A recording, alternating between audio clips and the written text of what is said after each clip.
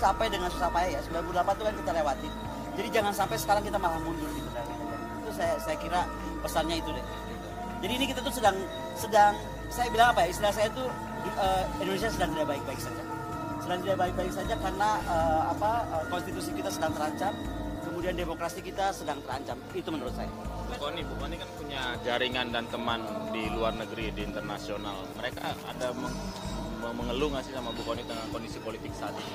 Mereka tuh mempertanyakan. Contoh saja hari ini misalnya mungkin sudah baca kan di media bagaimana Dubes Inggris baru saja menerima credential letter yang didatangi pertama kali PDIP, dan dia datang kenapa ke PDIP? Dia itu datang dengan keluarganya ke Jogja dan kaget kenapa semua kata-katanya nih, saya kan belum ke Jogja.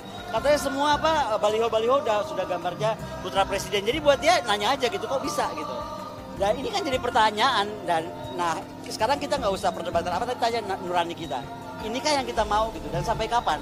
Saya malah sampai bercanda bilang lah, ngapain ngenanggung kok sampai sekarang, bilang aja MK besok-besok cucu presiden juga boleh jadi wapres umur 10 tahun atau 15 tahun.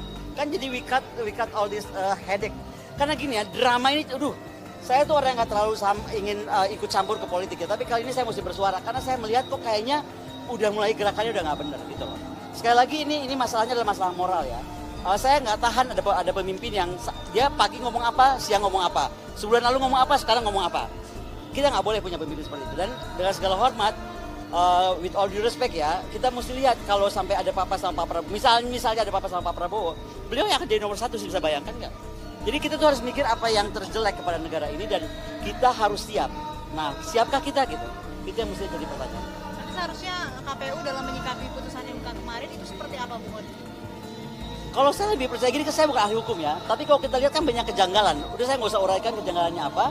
Tidak mungkin 16 guru besar mendatangi MK untuk mempertanyakan itu gitu. Jadi sekali lagi tolong kalau untuk detailnya tanyakan, tapi ini dari kita yang nggak ngerti hukumnya hati nurani aja.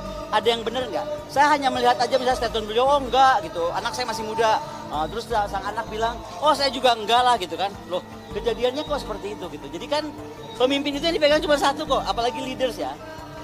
Ucapannya. Jadi kalau ucapan aja yang paling awal nggak bisa dipegang, we are in the big trouble. Our demokrasi dalam bahaya besar. Tapi kan bisa dikatakan bahwasannya Gibran ini kan diusung oleh 9 partai yang pada akhirnya bergabung dengan Koalisi Indonesia Maju. Bukan semata-mata berarti kan ini kan kemauan dari atas Pak Presiden. Bagaimana Ibu menanggapi itu sendiri? Kalau itu sekali lagi ya, seorang ayah yang bijaksana menurut saya sekali lagi, karena beliau masih menjabat ya, harusnya bisa menahan diri. Dan jangan dibilang bahwa saya anti anak muda nih, karena sebenarnya bacanya seolah saya anti milenial. Enggak, saya nggak komentar waktu Bobi, saya nggak komentar waktu Gibran jadi wali kota, saya nggak komentar yang lain. Tapi ini untuk jadi masuk cawapres dengan cara jalan tol seperti ini, sekali lagi ya, paling tidak hati nurani saya nggak bisa. Dan percaya saya deh, rakyat juga nggak terima. Yang jangan sampai terjadi di people's power loh, rakyat kita itu cerdas-cerdas, jangan salah. Yang saya khawatirkan nih terjadi people's power. Belum lagi perasaan bahwa orang lain melihat loh, ini kok jadi kayak malin kundang ya kepada Bu Mega. Benar nggak sih? Terasa nggak bahwa menjadi malin kundang kepada Bu Megawati? Ini kan apa ya? Cobalah kita refleksi diri. Saya kira itu aja.